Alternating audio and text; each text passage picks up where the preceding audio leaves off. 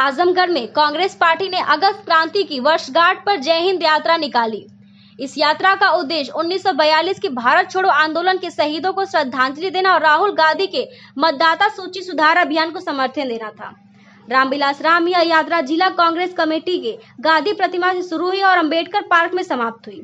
इस दौरान कांग्रेस कार्यकर्ताओं ने देश के लोकतांत्रिक मूल्यों और संविधान की रक्षा का संकल्प लिया। इस अवसर पर जिला रामविलास राम ने कहा कि भारत छोड़ो आंदोलन हमें निडर होकर संघर्ष करना सिखाता है। उन्होंने चुनाव आयोग द्वारा कथित वोट चोरी की निंदा करते हुए कहा कि यह लोकतंत्र के लिए एक गंभीर खतरा है। उन्होंने कहा कि राहुल गांधी का अभियान इसी लोकतांत्रिक संघर्ष की अगली कड़ी है। इस यात्रा में बड़ी संख्या में कांग्रेस कार्यकर्ता शामिल हुए, जिन्होंने भारत छोड़ो आंदोलन के शहीदों को नमन किया और उनके बलिदान को याद किया। यह थी आजमगढ़ में जय हिंद की यात्रा।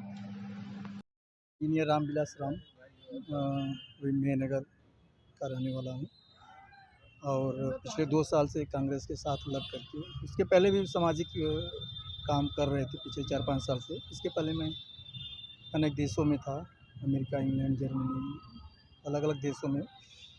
और फिर वहाँ से आने के बाद कोविड में गांव जब आए तो देश की व्यवस्था देख करके वहीं से समाज कार्य के लिए वो मिली, प्रेरणा मिली। यही है संक्षिप्त विवरण। आज आप यहाँ पे अम्बेडकर पार्क आए हुए हैं, क्या था कि आप लोग आए थे? देखिए, अम्बेडकर पार्क पे आने का एक तो ये है कि जो जय हिंद यात्रा कांग्रेस की तरफ से निकलती है हर साल अगस्त क्रांति के परिप्रेक्ष्य में, एक वो था। और एक उसी के साथ दूसरा मुद्दा जो अभी वोट चोरी का आया है वो भी था।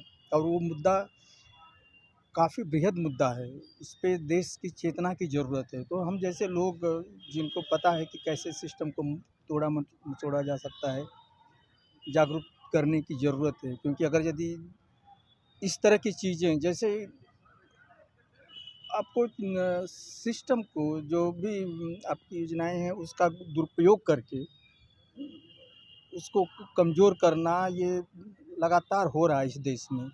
और इससे क्या हो रहा है कि गरीबों का काफ़ी नुकसान हो रहा है। गरीब मतलब कि मेरे कहने का मतलब गरीब ये है कि जो भी हो, जाति धर्म इसमें कोई इन्वॉल्व नहीं, गरीब गरीब है। तो उनके भविष्य के लिए जो उनकी प्राथमिक रिक्वायरमेंट है, रोटी कपड़ा मकान वाली ज़रूरत गई, आज के 50 साल पहले थी। आज की शिक्षा स्वास्थ्य है ना, रोज़गार और आपका ये जो सामाजिक उत्पीड़न हो रहा है, इस तरह की चीज़ों के विरुद्ध काम करने की ज़रूरत है सरकारों को। और इन बेसिक रिक्वायरमेंट पे, स्वास्थ्य हो गया, शिक्षा हो गया, है ना, सुरक्षा हो गया, सबको जो संविधान में नियम है उनको किसी प्रभाव में आ करके उसको तोड़ना, उसका दुरुपयोग करना जो कि होता आया है, उसको रोकना। तो उसके लिए जन चेतना की ज़रूरत है। भारत में एक और जन चेतना की ज़रूरत है, जिससे जो देश की 70-80% जनसंख्या है, जो कि मूल विकास से हटी हुई है, उसमें जाति धर्म का कोई लिंक नहीं है, गरीब गरीब है, उनको कैसे जोड़ा जाए, ये देश की प्राथमिकता होना चाहिए आने वाली सरकारों के, तभी हम विकसित हो सकते हैं।